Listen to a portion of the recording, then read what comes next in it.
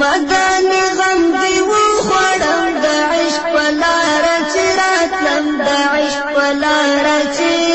راتلم د ژوند لار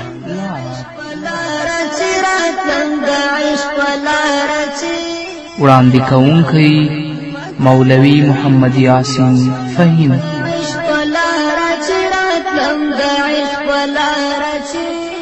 د ژوند لار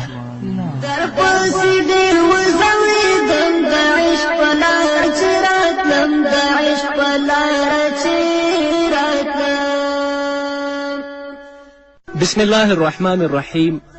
الحمد لله رب العالمين حمد الشاكرين، الصلاة والسلام على سيد الأنبياء والمرسلين سيدنا ونبينا وشفيعنا ومولانا محمد وعلى آله وأصحابه الطيبين الطاهرين. قدرمنو اوریدونکو د ژوند د لارې د خپرونې مینوالو سلامونه او نیکې هیلې مې ومنئ. ستاسو روغتیا او خوشحالي د پاک رب نه غواړم. دا دی زه محمد یاسین فهیم د ژوند د لارې د خپرونې په وړاندې کولو کې ستاسو په خدمت کې یم، په دې هیله چې دا خپرونه ستاسو د پام وړ وګرځي. زموږ د نننۍ خپرونې موضوع ځانګړې شوي روحاني مرض ده. لکه څنګه چې د انسان بدن ته مرضونه او بیماریانې رسیږي، همدارنګه د انسان روح ته مرضونه رسیږي. انشاءالله په دې خپرونه کې به په مرض باندې وغږیږو، په بلې خپرونه کې د مرض عاملونه او د مرض علاج چې په څه باندې د دې مرضونو موږ علاج وکړو. خو په دې باندې یعنې په دې خبرو د پوهېدلو دپاره ضرورت د یو تمهید ته چې دوه خبرو باندې موږ پوه شو، انشاءالله بیا په اصله مسئله باندې غږیږو. انسان د دوه څیزونو د مجموعې نوم دی. یو د انسان روح دی او دویم د انسان بدن او جسم دی. نو روح او بدن چې کله یو ځای شي نو د انسان وجود منځته راځي. هغه ته موږ انسان ویلی شو. یوازې بدن ته هم انسان نشي ویلی، ځکه هغه ته لاش ویل کیږي. همداشان یوازې روح ته هم انسان نشو ویلی. نو چې کله سره یو ځای شي موږ هغه ته انسان ویلی شو. نو قدرمنو اوریدونکو، لکه څنګه چې د انسان بدن ته بیماریانې، مریضي، تکلیفونه راځي، کله به زکام وي او کله به هغه ټوخیږي او کله به په هغه باندې تبه راځي او کله به نزله وي، همدارنګې دغسې مریضي د انسان روح ته هم رسیږي. هغه ته جسمانی امراض ویل کیږي او کومه مریضي او تکلیفونه چې ستا روح ته رسیږي دې ته روحاني مرضونه او روحاني بیماریانې ویل کیږي. روحاني مرضونه لکه شرک، کفر، ریا، تکبر، حسد، بغض، بېصبري، ناشکري، دا ټول روحاني مرضونه دي. د انسان جسم او د انسان بدن ته چې کله مرضونه ورسیږي په هغه باندې د انسان جسم او بدن کمزوری کیږي. او د روحاني مرض چې کله یو انسان ته ورسیږي نو د انسان روح کمزوری کیږي، د انسان روح ضعیفه کیږي.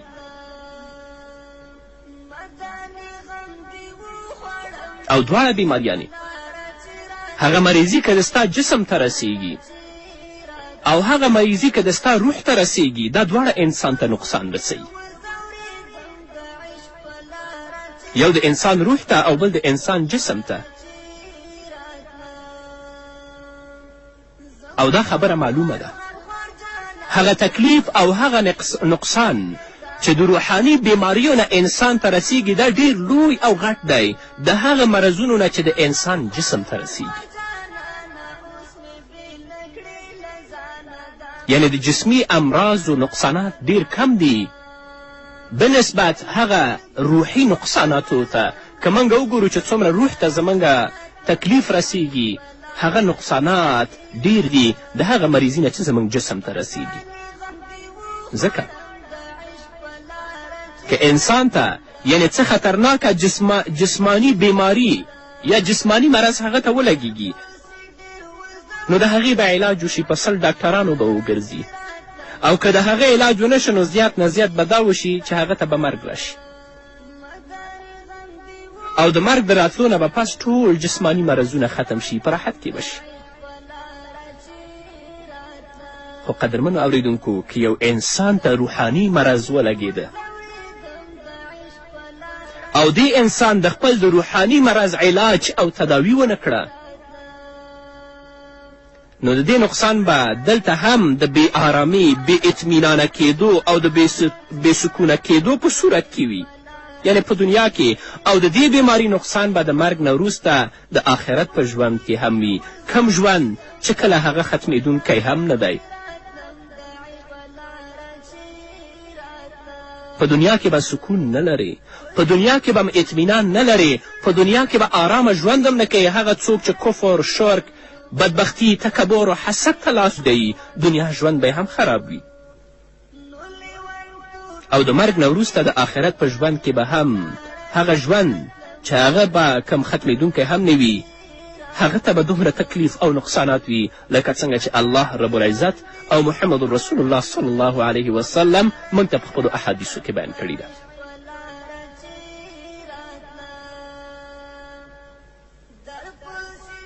الله رب العزت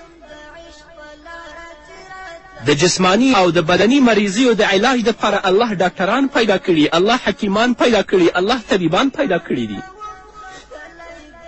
او د روحاني امراض دپاره د دې د تداوي دپاره الله رب العزت انبیا علیهم الصلاة والسلام را لیږلي دي، او په دوی باندې الله رب العزت د آسمان نه کتابونه نازل کړي. په دې سلسله کې د الله رب العزت آخري پیغمبر محمد رسول الله صلی الله علیه وسلم هم الله دنیا ته رالیږلی دی، او په دوی باندې د الله د طرف نه یو عظیم شان کتاب چې هغه قرآن نن ورځ زموږ او ستاسو مخې ته پروت دی، الله په دوی باندې هغه نازل کړی. او په دې کتاب کې الله رب العزت د روحاني امراضو علاج او نسخې موږ ته هم بیان کړي دي. خو لکن افسوس په دې خبره چې زموږ په نظرونو کې جسمانی مرضونه ډیر اهمیت لري او د روحاني مرضونو موږ ته هیڅ کمه پروا هم نشته. که چیرته موږ ته ډیر کم مریضي هم راشي، حتی تر نزله او زکامه پورې، حتی که معمولی تبه هم زموږ بدن ته راشي، نو د ډاکټرانو او د حکیمانو دروازو پسې ګرځو او د خپل وطن نه نورو ملکونو ته سفر کوو د خپل د جسمانی امراضو تداوي لپاره. لکن له بده مرغه موږ سره کله هم دا فکر او دا سوچ پیدا نشه چې زموږ روح ته څومره خطرناکې بیماریانې یا مرضونه رسیږي او د دې علاج دپاره ضرورت هم دی او موږ هیڅ هم نه دي کړي. الله رب العزت دې په موږ او تاسو ټولو باندې رحم وکړي. روحاني مرض لکه چې الله رب العزت په خپل کلام کې فرمایي په سورة عادیات کې ان الانسان لربه لکنود، واقعا انسان د خپل رب ناشکره او نافرمانه دی. انسان د خپل رب ناشکره او نافرمانه دی، نو ناشکري او نافرمانی د انسان دپاره ډیر لوی مرض دی. نو انسان ته د ناشکري او نافرمانه کېدو بیماري لګېدلې، دې دپاره دا مرض لګېدلی الله وایي، او د دې بیماري په بیانولو کې الله رب العزت عجیبه او نااشنا انداز اختیار کړی دی. الله رب العزت مخکې د دې نه چې دا مرض بیان کړي چې ان الانسان لربه لکنود، د دې نه مخکې الله رب العزت د اسونو په وفاداري باندې قسمونه خوړلي دي، لکه چې فرمایي والعادیات ضبحا، قسم دی د هغو اسونو باندې چې کوم منډې وهي او د تیزو منډو په وجه د دوی د خولې نه البته آوازونه راځي.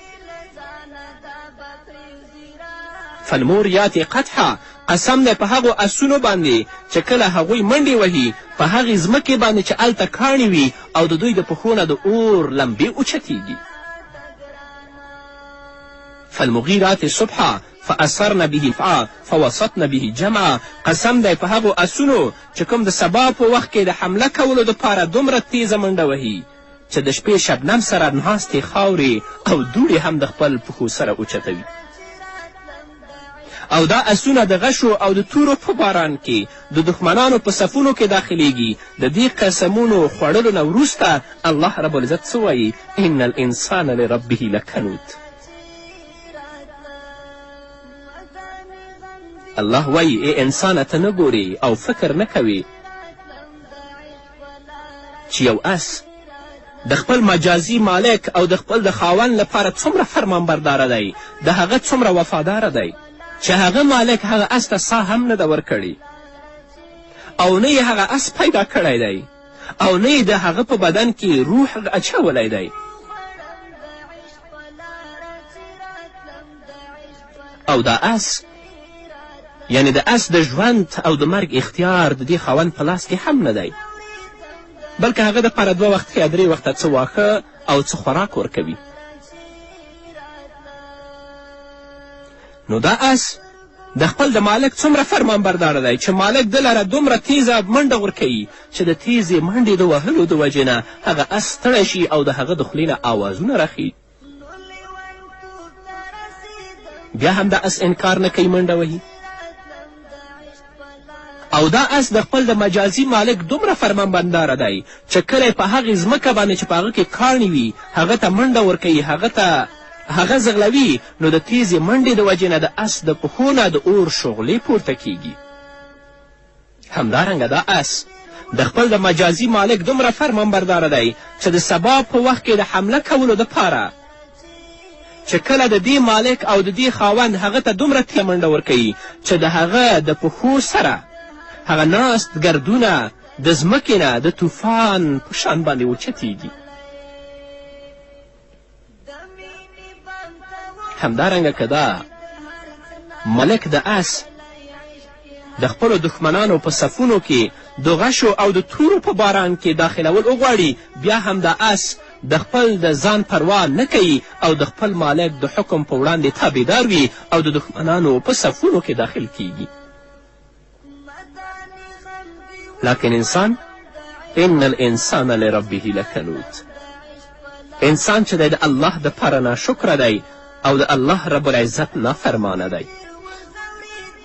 نو ای انسانه ته هم سوچ وکړه،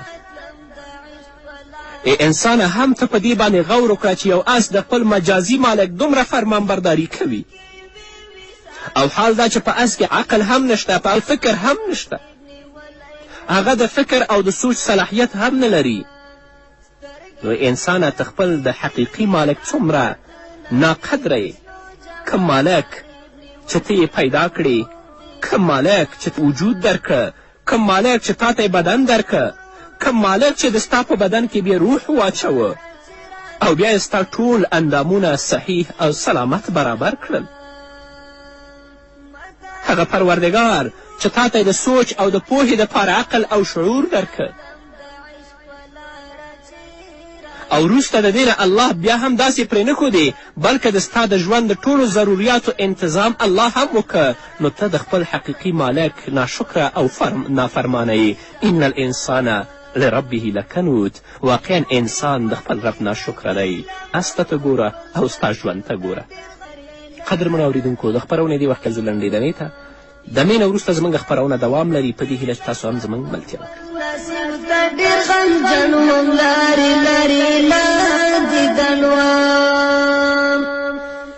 قدرمنو اورېدونکو، بیا هم زموږ سلامونه او نیکې هیلې ومنئ، په دې هیله چې تاسو تر دې دمه زموږ ملتیا کړې وي. الله رب العزت په خپل کلام کې ویلي ان الانسان لربه لکنود. هلته الله د رب لفظ ذکر کړی دی، انسان باندې د خپل نعمتونه او د خپل احسانات ذکر کړي دي او بیا ویلي چې انسان د خپل رب ناشکره دی. رب چا ته ویل کیږي؟ رب پالونکي ته ویل کیږي. رب هغه چا ته ویل کیږي چې درجه درجه پالل کوي او د کمال حد ته یې رسوي. نو اوس تاسې د انسان په ژوند باندې غور او فکر وکړئ چې الله رب العزت انسان څنګه په مزه مزه پاللی دی او هغه یې د کمال درجې ته رسولی. د مور په رحم کې، د مور په خیټه کې الله پاک د انسان د رزق انتظام کړی دی. هغه ماشوم چې د مور په ګیډه کې وي، د مور په رحم کې وي، الله رب العزت هلته هغه ته د رزق او د روزي انتظام تیار کړی چې کله د مور په رحم کې ماشوم پیدا شي نو بیا هغه مریضي چې په ښځې باندې راځي الله هغه بنده کي او د نوم په لاره یې الله رب العزت د بچي او د هغه ماشوم په خیټه کې دا داخلوي هغه وینه چې د مریضي په حالت کې ضایع کیږي چې کله د مور په ګیډه کې یو ماشوم پیدا شه الله رب العزت یې د نوم په واسطه باندې د هغه سینې ته داخلوي که د دنیا ټول ساینسدانان د دنیا ټول فلاسفه د دنیا ټول ډاکټران او د دنیا ټول حکیمان راجمع شي خپل پوره طاقت استعمال کی خو د مور په رحم کې بچي ته رزق نشي رسولی او سبحان الله د رزق او د روزي داسې انتظام کړی دی چې د انسان ژبه یې په نجاست سره ګنده نه کړه هغه ماشوم چې د مور په خیټه کې ژوند کوي د هغه ژبه په نجاست باندې ګنده نه کړه بلکې الله د نوم په لاره باندې دا ګنده وینه د هغه خیټې او د انسان رزق یې جوړ او بیا چې کله بچی پیدا شه نو د رزق دا یوه لاره الله بنده کړه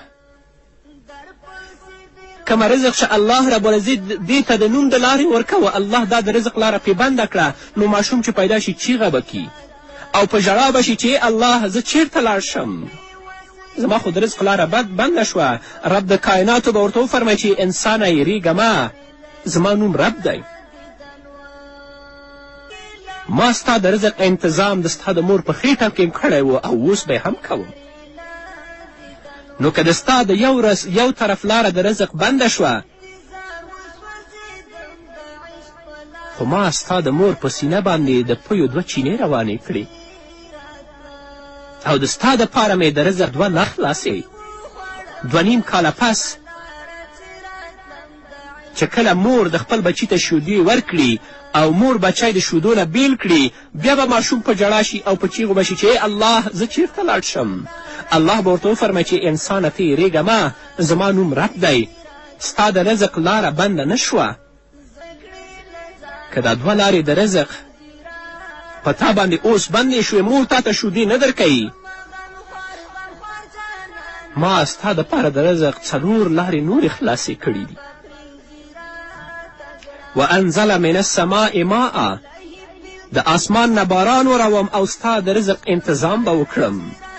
فاخرج به من الثمرات رزقا لکم په ځمکه باندې به زه فصل راوخیجوم او د ستا د رزق انتظام به وکړم فانشأنا لکم به جنات من نخیل واعناب لکم فیها فواکه کثیرة ومنها تأکلون په ونو باندې به مختلف قسمه میوې الله وی ولګوم او ستا د رزق انتظام به وکړم وان لکم فی الانعام لعبرة نسقیکم مما فی بطونه من بین فرس ودم لبنا خالصا سائغا للشاربین د څاروو د خیټې نه به ستا دپاره خالص پی راوباسم او ستا د رزق انتظام به وکړم دا رب دی چې د انسان پالنه کوي او په انسان باندې تل لپاره د خپل نعمتونه وروي خو له بده مرغه چې انسان بیا هم د خپل رب ناشکره دی ان الانسان لربه لکنود انسان د الله ناشکره دی او د الله رب العزت نافرمانه دی نو چې کله د انسان د عمر پیمانه په ختمېدو شي او هغه مرګ راشي نو د انسان د رزق 4 وړه لارې به الله بیا بندي کړي نو الله رب العزت به د عرش معلا نه آواز ورکوي چې زما بنده یېرېږه مه زما نوم اوس هم رب دی په دنیا کې د ستا د رزق یوه لار بنده شوه 2 لارې مې نورې درته خلاصې کړې 2 لارې بندې شوې ما ستا د رزق دپاره 4 لارې خلاصې کړې اوس که په دنیا کې زما رزق تا خوړلی دی او زما د اوامرو او د احکامو مطابق تا ژوند تیر کړی دی نو یېرېږه مه که مرګ ستا د رزق 4 لارې بندې کړي دي نو ما ستا دپاره د جنت 8 دروازې خلاصې کړي دي د جنت 8 لارې د ستا دپاره خلاصې دي نو الله رب العزت دې موږ ته توفیق راکړي چې خپل ژوند د الله رب العزت د اوامرو مطابق د الله د احکامو مطابق تیر کړو او تل لپاره د الله رب العزت د نعمتونو شکر ګزاره اوسو او د الله رب العزت د اوامرو تابعداري سره هغه روحاني امراض چې زموږ په بدن کې لګیږي د هغې علاج وکړو. که زموږ بدن ته څه تکلیف راورسیږي یا تبه راباندې راشي یا نور دردونه راباندې ولګیږي، د دې علاج دپاره موږ ډیر زیار باسو او هر طرف ته هڅې کوو، خو زموږ روح ته که کم تکلیف او مرض رسیږي د هغه علاج دپاره کله موږ هم سر پورته نه کړو. هغه د روحي امراضو علاج په څه کې دی چې د الله تابعدار شه، د الله احکامو معنا د خپل ژوند د رب العزت د کلام په رڼا کې د محمد رسول الله صلی الله علیه وسلم د احادیثو په رڼا کې تیر کړه. کبر، غرور، حسد، تکبر، بېصبري د ځان نه لرې کړه. احساس د مسئولیتو خپله هم د الله د اوامرو د الله د احکامو مطابق وچلیږه او د خپل اولاد د خپل کورنۍ هم د الله رب العزت دین طرف ته وهڅوه، تر څو هغه روحي بیماریانې چې زموږ باندې لګیږي الله په خپل عبادت باندې او په خپل تابعداري باندې چې موږ الله ته کوو زموږ د بدن نه لرې کړي. رسول الله صلی الله علیه وسلم په خپل حدیث کې فرمایي انسان چې کله یوه ګناه کوي د هغه په زړه باندې تور ټکی لګیږي، که وروسته د دې نه دې نیک عمل وکړه، توبه یې ویستله، الله به هغه تور ټکی لرې کړي، او که ده توبه ونه ایستله نو په زړه باندې به بل ټکی لګیږي، داسې ورځ به راشي دوی به ټول زړه تور شي. په بل حدیث کې رسول الله هم فرمایي دا زړونه داسې زنګ نیسي لکه څنګه چې اوسپنې ته اوبه ورسیږي هغه زنګ نیسي. صحابه کرام رسول الله نه پوښتنه کوي چې د دې سیقل څه دی، په څه باندې پاک کړو؟ رسول الله ورته وایي چې په قرآن لوستلو باندې او د مرګ په یادښت باندې. الله دې په موږ رحم وکړي او موږ تاسو ټولو ته د نیکو اعمالو توفیق راکړي. انشاءالله په بلې خپرونې کې به نن خو روحي مرض باندې وغږېدو، په بلې خپرونه کې به د مرض په لامل او د مرض په سبب باندې غږېږو. په دې هیله تاسو هم زموږ ملتیا وکړئ. نو دا به زموږ نننۍ خپرونه چې ستاسو درانه حضور ته وړاندې کړه. تر بلې خپرونې پورې چې زه بیا هم ستاسو درانه حضور ته راځم، تاسو ټول په پاک رب سپارم. پاتې ژوند او پاتې ورځ مو نیکمرغه. پاک الله مو